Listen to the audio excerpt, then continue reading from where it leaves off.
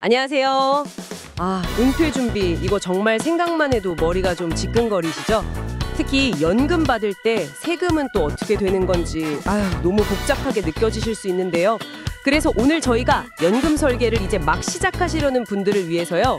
최근에 좀 주목받고 있는 연금 세제 이야기를 아주 쉽고 재밌게 풀어보려고 합니다. 핵심만 쏙쏙 뽑아드릴게요. 자, 한번 제대로 파헤쳐 볼까요? 우선 가장 큰 변화 중 하나. 바로 올해부터 연금 수령의 기준이 달라졌다는 거잖아요. 연간 1,500만 원까지는 좀 낮은 세율로 세금을 낸다 이건데 이게 정확히 어떤 의미일까요? 그냥 세금 깎아주는 한도가 늘었다 뭐 이런 건가요? 네, 맞습니다. 연금 소득에 대해서요. 3.3%에서 5.5% 정도의 비교적 낮은 세율 있잖아요. 이 세율을 적용받는 기준 금액이 연 1,200만 원에서 1,500만 원으로 올라간 거죠. 지방소득세 포함해서요. 근데 여기서 중요한 건 이게 과세 대상 금액 기준이라는 거예요. 과세 대상 금액이요? 네, 그러니까 내가 낸 돈 중에서 세액공제 혜택을 받은 납입금하고 또 그걸로 불어난 운용수익, 딱 이 금액 기준입니다. 세액공제 안 받은 원금 부분은 원래 세금이 없는 거고요. 아하, 그러니까 제가 낸 원금 빼고 세금 혜택 본 거랑 이자 붙은 것만 따져서 1,500만 원까지는 세율이 낮다. 이 말씀이시군요. 네, 정확합니다.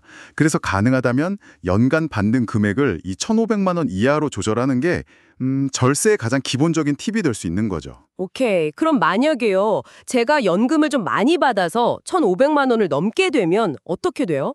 이거 뭐 세금 폭탄 맞고 그런 건 아니겠죠? 땡 금액만 보는 게 아니라 연금 소득 전체를 다른 소득, 예를 들면 뭐 근로소득이나 사업소득 같은 거랑 합쳐서 종합과세, 그러니까 6.6%에서 최대 49.5% 세율로 신고하는 거고요. 헉, 49.5%요? 네, 소득이 아주 많으시면 그럴 수도 있죠. 아니면 다른 선택지가 있는데 연금 소득만 딱 떼어서 16.5% 세율로 분리과세를 신청할 수도 있어요. 16.5% 분리과세요? 이것도 세율이 만만치 않은데요. 어떤 경우에 이게 더 유리할 수가 있는 거죠? 이게 언뜻 보면 높아 보이는데 만약에 여러분의 다른 소득이 이미 많아서 종합소득세율 자체가 16.5%보다 더 높게 나올 것 같다. 이런 분리과세가 나올 수 있죠. 예를 들어 다른 소득만으로 이미 24% 세율 구간에 해당된다. 그러면 연금까지 합쳐서 더 높은 세율을 내는 것보다는 그냥 연금만 16.5%로 내는 게 유리할 수 있다는 계산이 나오죠. 그렇군요. 그러니까 내 다른 소득이 얼마나 되느냐에 따라서 전략적으로 선택해야 하는 문제네요. 네, 맞습니다. 본인의 전체 소득 구조를 잘 파악하고 결정해야 합니다. 오케이, 여기서 또 흥미로운 게 있던데요. 이게 연금 받는 나이하고도 관련이 있다면서요. 좀 늦게 받기 시작하면 세금이 줄어든다고요? 이건 왜 그런 건가요? 네, 그것도 아주 중요한 포인트입니다. 연금을 언제부터 받기 시작하느냐, 그 개시 연령에 따라서 세율이 달라져요. 예를 들어서 확정기간형 연금 같은 경우에요. 만 55세에서 69세 사이에 받으면 세율이 5.5%인데 70세부터 79세까지 받으면 4.4%, 그리고 80세 이상이 되시면 3.3%로 세율이 더 낮아집니다. 오, 점점 내려가네요. 네. 종신형 연금도 비슷하게 늦게 받을수록 세율이 유리해져요.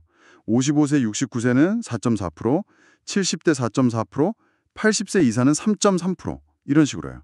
어떻게 보면 만 55세가 넘었어도 바로 연금 받지 않고 좀 더 경제활동을 하거나 다른 자산을 활용하면서 연금 개시를 늦추는 걸 세금 혜택으로 장려하는 거죠. 야, 이거 완전 기다림의 미학에 세금 할인을 딱 걸어둔 셈이네요.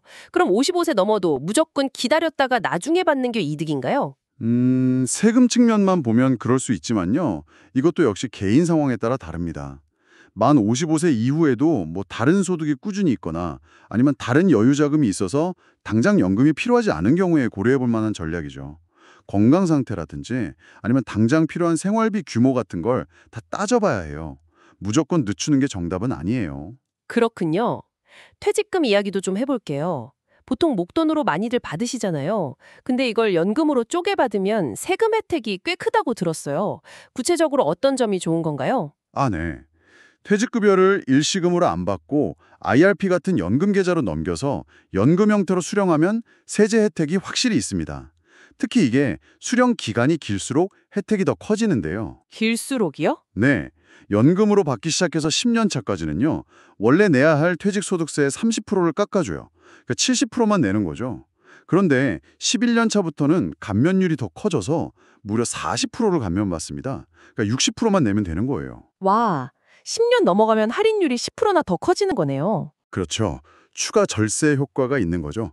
그리고 또 하나 좋은 점이 11년 차부터는 연간 수령 한도 제한이라는 게 있거든요. 그 제한도 없어집니다. 수령 한도 제한이요? 그게 뭔가요? 네, 원래 연금 수령 10년 차까지는 연금 계좌 평가액을 11 빼기 수령 연차로 나눈 금액의 120%까지만 연금으로 받을 수 있다는 규정이 있어요. 너무 빨리 다 찾아 쓰지 못하게 하는 거죠.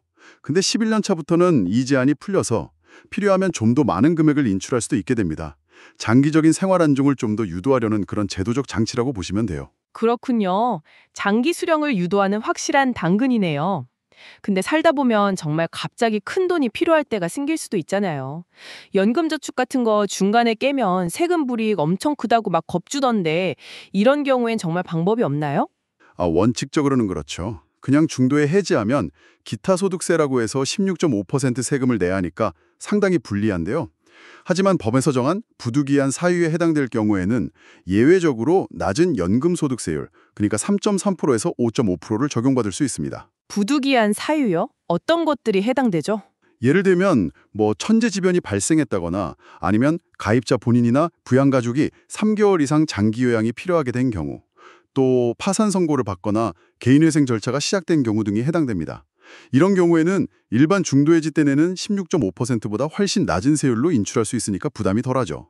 다만 중요한 건 이 사유가 발생하고 6개월 안에 반드시 증빙 서류를 해당 금융회사에 제출해야 인정받을 수 있습니다. 아, 기간 제한이 있군요. 6개월 안에 꼭 신청해야겠네요. 알겠습니다. 마지막으로요. 제가 가입한 연금 상품들이 도대체 어디에 얼마나 있는지 이걸 한눈에 좀 확인하고 싶을 땐 어떻게 하나요? 네, 그럴 땐 통합 연금 포털 사이트를 이용하시면 아주 편리합니다. 거기서 본인 인증하시고 가입하면 한 3영업일 정도 지나고 나서부터 본인이 가입한 모든 연금 상품 종류나 적립금, 예상 연금액 같은 걸 한꺼번에 조회할 수 있어요. 노후 설계하실 때 아주 유용하죠. 와, 통합연금 포털 이거 꼭 기억해둬야겠네요. 자, 오늘 이야기들을 쭉 한번 종합해보면요. 결국 현재 연금제도는 세액공제 혜택 주면서 그리고 그걸 나중에 가능한 한 길게 연금으로 나눠받도록 낮은 세율 적용해주고 퇴직금 장기 수령 혜택도 주고 이렇게 유도하고 있다는 점이 아주 명확해 보이네요. 올해 그 1,500만 원 기준 상향된 것도 결국 이런 흐름의 연장선상에 있는 거고요. 네, 맞습니다. 핵심은 결국 이 제도들을 그냥 아는 데서 그치는 게 아니라 어떻게 나에게 맞게 잘 활용할 것인가 하는 점이죠. 오늘 저희가 나눈 정보들이 바로 여러분 각자의 소득 상황이나 건강 상태, 또 은퇴 계획에 맞춰서 최적의 연금 수령 전략을 세우시는데 조금이나마 도움이 되기를 바랍니다. 자, 오늘 나눈 이야기들 여러분의 연금 설계에 좀 어떤 영감을 주었을까요? 어쩌면 내 상황에선 어떤 선택이 최선일까 하는 고민이 오히려 더 깊어졌을 수도 있겠네요. 오늘 정보가 여러분의 그 든든한 노후 설계를 위한 꿀 한 스푼이 되었기를 바랍니다. 혹시 더 궁금한 점이나 나만 아는 이런 절세 꿀팁 있다 하시는 거 있으면 댓글로 마구마구 공유해 주세요. 저희도 좀 배우게요. 좋아요와 구독, 알림 설정도 잊지 마시고요. 그럼 저희는 다음에 또 여러분께 도움이 될 만한 유익한 정보로 찾아뵙겠습니다. 감사합니다. 감사합니다.